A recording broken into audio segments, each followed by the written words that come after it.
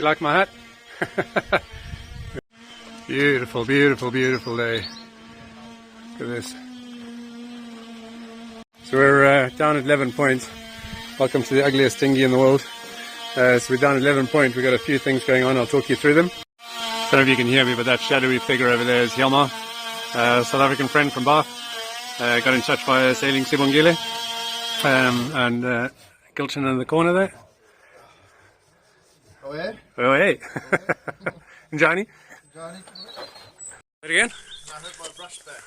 Keep taking my tools earlier. We haven't got any hair to brush. What's the point? So rumour has it we're getting our mast back, the new mast, on Monday, preparing that and then stepping on Tuesday. Seeing is believing. But yeah, so in the meantime we're getting everything ready to launch underwater projects first. So there's a bit of rust on the keels that we needed to sort out. So we've got these kind of things here, which obviously I don't want to get any worse, so we're sorting those out. There was quite a big rust patch on the far side on that keel over there on the other side that needed to get ground back, so we have to prime that, seal that, and get it repainted. One of the things I'd hoped to do was to free up the seacocks on the inside of these. They've been seized since I had them, so I'm using bucket and chuck it approach on the inside. That's not been ideal, but I've not been able to free them off just yet. We'll have another go today. If not by the weekend, then I'll just have to bucket and chuck it for another year. So while those two are busy preparing the keels, my job is to service this propeller. On there, a Darglo Featherstream propeller that I got fitted 3 years ago. So that's held up really well. So I've started it already. That's why it's just looking a bit better, and I've taken the anode off. So got a new anode, new style anode that'll hopefully last a little longer as well. So that's my job. And then we started preparing the transom here for the auxiliary rudder. So that rudder there comes off a Westerly Warwick, extends into the water by a couple of feet, which is exactly what I wanted. So it's actually a really good fit. I could probably do with modifying the shape just a tiny bit, but it is a really good fit.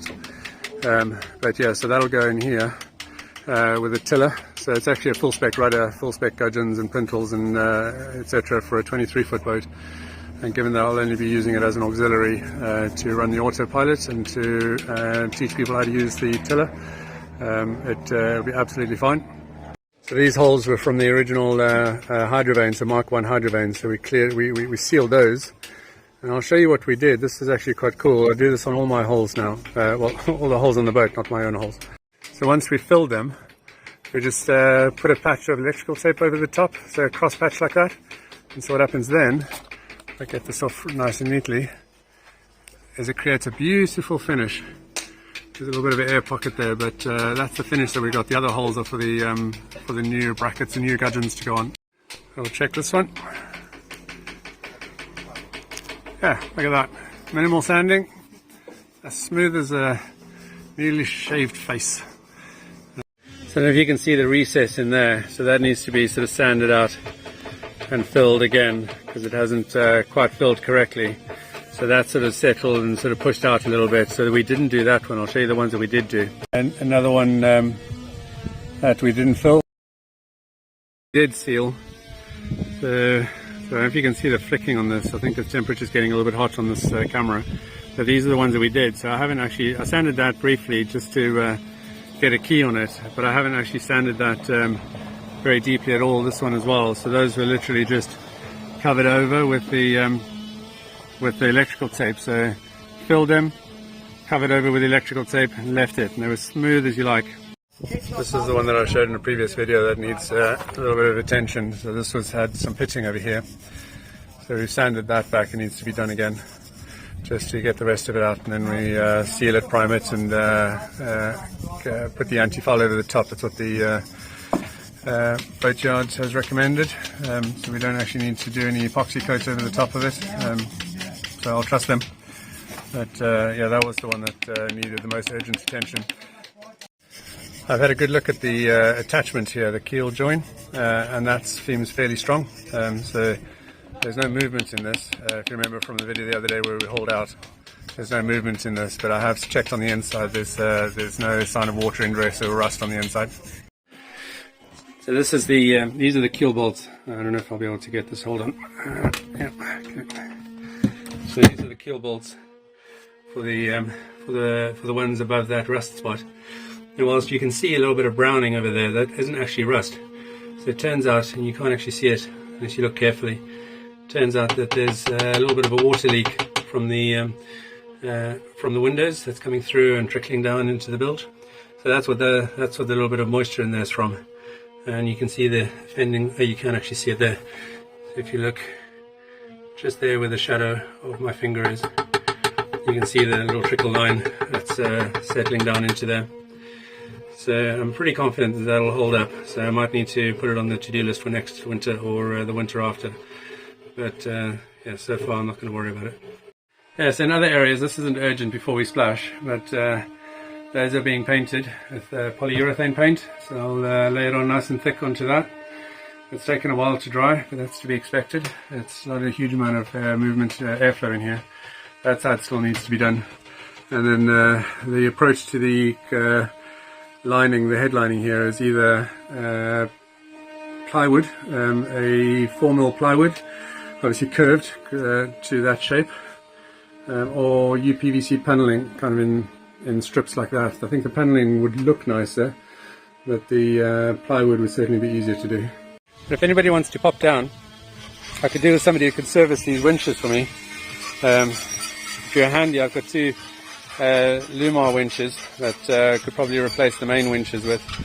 I'm not planning to replace those just yet, although those are probably the ones that need servicing the most. Other than that, the plan this weekend, and Monday and Tuesday, is just to sort of tidy this up. You can see some of the deck grip needs to be refreshed, and then I'm going to start preparing for a hard dodger that will go across here down to there.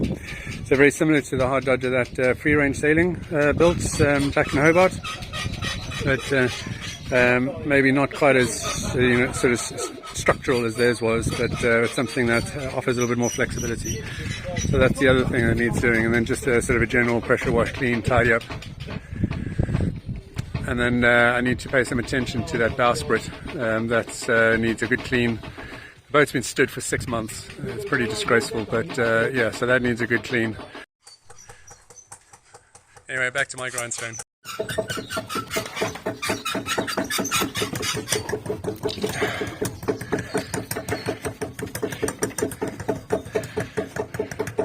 So one of the challenges with feathering props is how the anodes mount onto them, and what I was advised to do recently was put some anti-foul around where the bolts go through. So once the anode's installed, then actually put some anti-foul around that edge to stop the zinc from actually degrading around the bolts, because they fall out really easily. I've lost one mid-season already. I only found out, who knows how long. The boat had been in the water for 6 months. I don't know when it fell out, but one of the bolts actually came out. So I think it was a bigger problem, but yeah, so that's one of the issues, is that the corrosion of the zinc around the bolts causes them to fall off the prop, and then you got corrosion on your prop as opposed to corrosion on the anode. So what I've come up with is this approach. So I've wrapped this thing pretty well in electrical tape. I'll use this electrical tape once it comes off for something else, so it's not going to immediately go to waste. But essentially what I'll do is I'll just spray some prop speed anti-foul, so propeller anti-foul on here, which is sort of a hard-wearing anti-foul, and that will essentially stop the degradation in this area, and then it will degrade across the central part and won't fall off prematurely. Well, that's the theory at least. So there we go. So I've done the one side. What I'm using here is Hempel Eco Power Prop, no affiliation, I've got no allegiance to them. I bought this to do the propeller on John Seagull some time ago, and I've got some left over, so I thought I'd do it for this. So I've done this side, I'll do the other side quickly. There we go, light dusting. I think just a single coat is probably fine. So I could come back and do another coat, but all I really want to do is I just want to put a coat on there to stop the corrosion from attacking this little exposed area, and so that will keep the zinc on that exposed area in place a little longer, especially down in there. So the bolt, of course, will have some medium strength Loctite or thread locker or whatever. There are other brands available, of course. So thread locker available, sort of installed on it, so that will hold the bolt in place. So what I was told by Darglo was that some guys use their standard anti-foul that they use on the hull.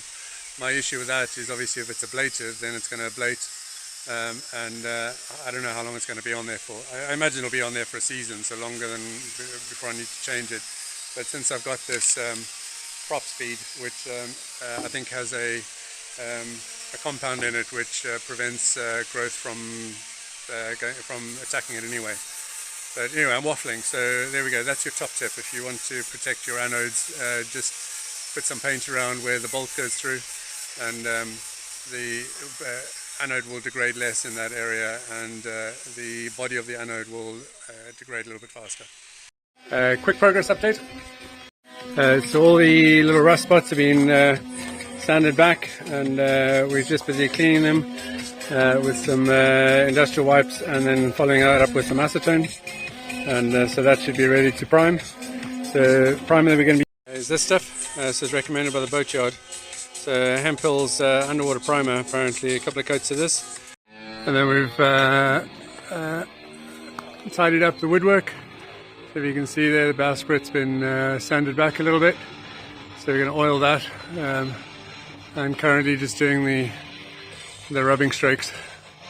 So we sanded those and we'll oil them as well. So that illegal immigrant under the boat over there is quickly just cleaning them ready for the primer coats. As I mentioned before, that this is the paint that we're going to be using. This is EU45. Apparently it is self-polishing, and so it's got little copper particles in the paint, and so as it ablates it exposes fresh copper, but apparently it does it in a way that is still compliant with EU legislation on minerals and stuff that leach into the water. But anyway, so yeah, last year I had that stuff on John Seagull, and the performance was really good. I had her out at the start or at the end of last year, briefly. Did I say end of last year?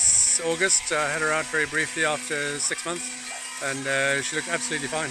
Actually fine, a bit of a jet wash to get rid of unnecessary stuff. But yeah, so my job now quickly is just to go seal the kind of gaps and cracks and stuff in the bowsprit, and then once that dries, then we'll oil it. So yeah, delicate job, carbon black stuff. So if it's a mess, it's going to be a mess everywhere.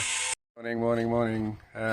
So Sunday morning, a little later than we should be, but give you a quick update of progress, where we got to. Hjalmar did a really good job of sanding back the rusty patches, and so they've now got one coat of primer on them, and also did the boot stripe yesterday, since we had to put the brushes and the paint out yesterday. Yeah, and then we started with the bottom painting on the areas that weren't primed, so I just need to do the remainder of the hull. So the stern area here is pretty much, well, it's actually not done on the other side, but no, the rudder's done, skeg's done, mostly around the bootstrap is done, just south of the bootstrap is done. So yeah, we're cracking on today and sorting out the rest of the anti-foul. So first order is second coat of primer, and then once that dries, well, as that's drying, I'll crack on with the rest of the bottom paint, and then getting that rudder hung. Right, so end of Sunday, and doesn't feel like we've actually done a huge amount, but we have done a huge amount. I spent a vast majority of the day under the boat painting, and I had some help. Gilton did the bowsprit, oiled that, and so that's come up quite nicely. I was hoping we'd get some time to polish the top sides, but I won't have time for that. So the keels are done. I've got 2 layers of anti-foul on the keels already. I'm going to add some more because I want to properly seal them against any water ingress. So all the sealant, the primer sealant has cured, and then I've got 2 layers of the copper-based paint. Having said that, we've got we didn't get as much done. We did lose an hour to a bit of rain, thunder and lightning, a bit of a thunderstorm, and then promptly lost another hour looking for Sky, because she doesn't like the thunder and lightning, and ran off. But anyway, that is almost done. So that one's done. That one's been drilled, and the gudgeon, the transom gudgeon, has been drilled. And I've been sort of steadily putting coats of anti-foul on. If you're wondering why that band of white is so big, it was originally that. I've just decided to put black underneath and make the line that is actually horizontal. It just doesn't look good from this angle, but make the line at that. But yeah, so that's on. So we'll have an auxiliary rudder that'll be removable. The plan is to, there you can see from a better angle, so the plan is actually to reduce that front edge there. So to reduce it down about there, so maybe take about 4 inches off it. I'll have to check it, test it first, and also to take a little bit off this back edge here. So take a little bit off here to actually make it a little bit narrower, so that it's maybe a foot wide in total. But I still would like to have a little bit of a front lip, because I think that helps with balancing the water pressure at the back, so you're not sort of pushing against the water like that. That it's actually sort of pivoting in the water course. So I just got to test it out first and find the balance point, and take little bits and little bits off and see how we get on. But yeah, so that's going to be fun once that's in. I think good progress made. I've just got to finish off a little bit of anti-foul in the morning, or sometime tomorrow evening. I've got some help coming tomorrow, so we should be able to finish those. Then I can get the 2 additional bolts that's is preventing me from putting that final gudgeon on that auxiliary rudder. So get that done, and then we'll see if we've got time to actually do some polishing. But we got some holes, some little holes from on the stern, just on the deck that I need to finish off, and then maybe start prepping the coach roof for the hard dodger. But that's not critical. The stuff that's critical for Tuesday, before she goes back in the water on Tuesday afternoon, is obviously making sure that underneath she's ready to go. Yeah, Sunday I'm knackered. Morning, Sky. Just picking Ruben up.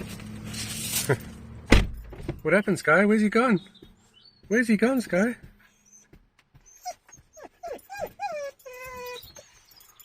Where's he gone? He came in and left. Oh.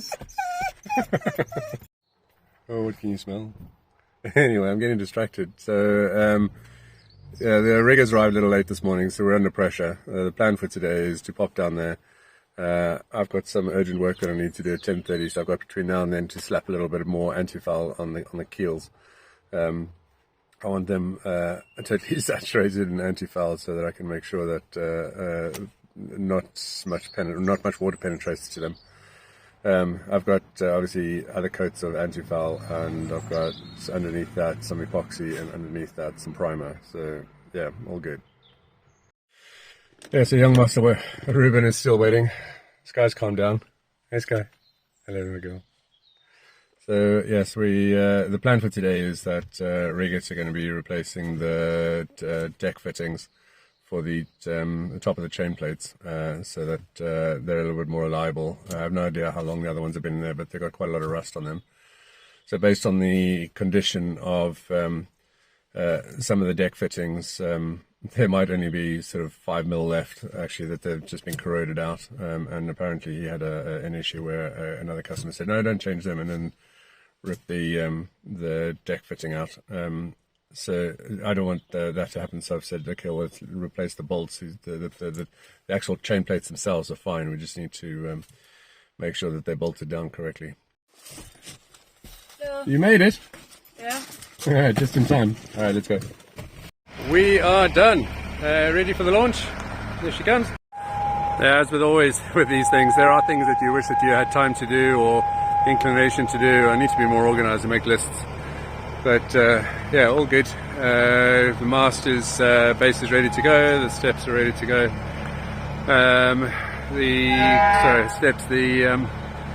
What do they call that funny thing? Chain plates. Those things are ready to go. So I've taken the rudder off prematurely, not prematurely, initially, and so it's over there on the wall. So I'll come and collect that in a bit. But first order of the day is just to get her in the water.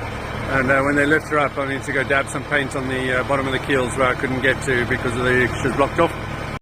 Just getting the straps in the right place. The front strap's fine. Just getting the back strap on now, and then we'll get all the shit out from under the boat. Yeah, we should be good. And up she comes. Let me come a little higher, and we should be good. There she goes. She's on her way over there to launch. I'll pop over there in a sec. I'm just going to quickly tidy up a few things because obviously no job is finished until you've tidied up. So whilst I'm here, I'll just tidy up quickly. I've done this section. It's going to move these blocks for the boat yard. And the mizzen mast and those things, I'll come back later on and fetch those. Likewise with that rudder. There we go, neat and tidy. You wouldn't even know that we were here. So I got to haul my ass over to the ramp to do the leak check.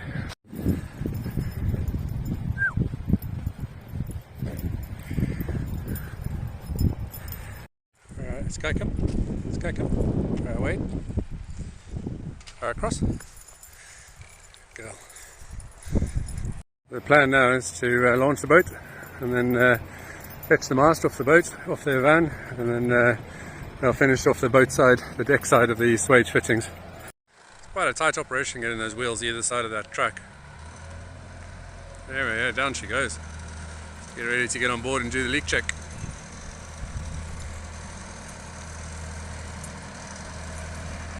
This is fun. I'm flying! We're flying, Jack! Alright, we are in the water and now I just need to find my head torch. Could do with replacing these seacocks. That's the only one I was worried about. And perhaps that one. But so far, so good. No leaks. I really need to replace that next year. Yeah, I'll just check the raw water inlet. Anybody wants to volunteer to come down and clean Leven Point, I'd be really appreciated. That one looks good. That was replaced with the engine. And then this baby needs a service, so that's part of my jobs. The next job is to give that a service. I've got the service kit, so I just need to get that installed. If anybody wants to come down and help with that, you know what to do. Get us up. Still chuffed with this little engine. 25 horsepower, a beating heart of Leven Point. Nice and red. Hey Sky, you comfy there? It's astonishing different places that she finds comfortable. Alright, batteries on. Keys. And let's go. 1, 2, 3, 4, 5, 6, 7, 8, 9, 10. Alright, preheat done. Oh, just like that. Love it. Surely that can't be comfortable. What on earth are you doing there, Sky? Anyway. Actually, she's lying on some fenders, so I think she's probably comfy. Anyway, we brought the boats alongside, so out of the ramp, brought it alongside here, so they stepped the mast using kind of a crane thing. I can't remember what they call it, but it's a crane. There. Nearly ready. So,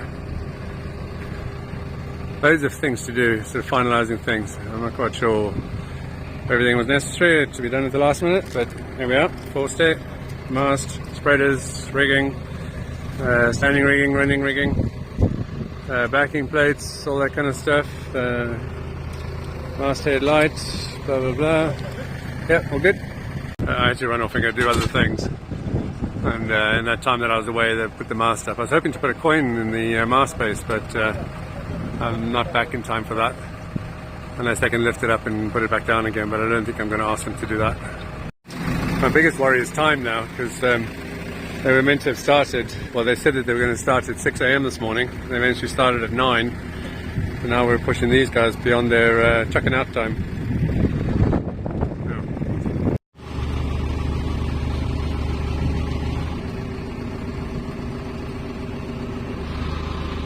So apparently we get a free JCB along with our mast installation, because we're still trying to work out how the hell that thing's going to come off there. Plenty of YouTube videos of that. Super frickin' annoying. They're not finished and I need to go catch a flight. Anyway, we'll check back on Thursday. Hopefully they'll be done. Right, back from Belfast. Let's see.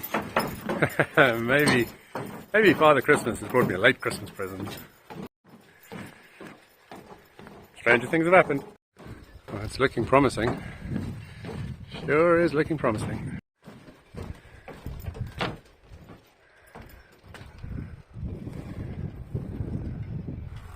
That looks pretty good. That looks pretty good. She's back in her berth. That still needs to be reinstalled, so making progress on that. Sorry about the wind noise. So the main's not up yet. We need to still install the gate. But the entire track is going to be available.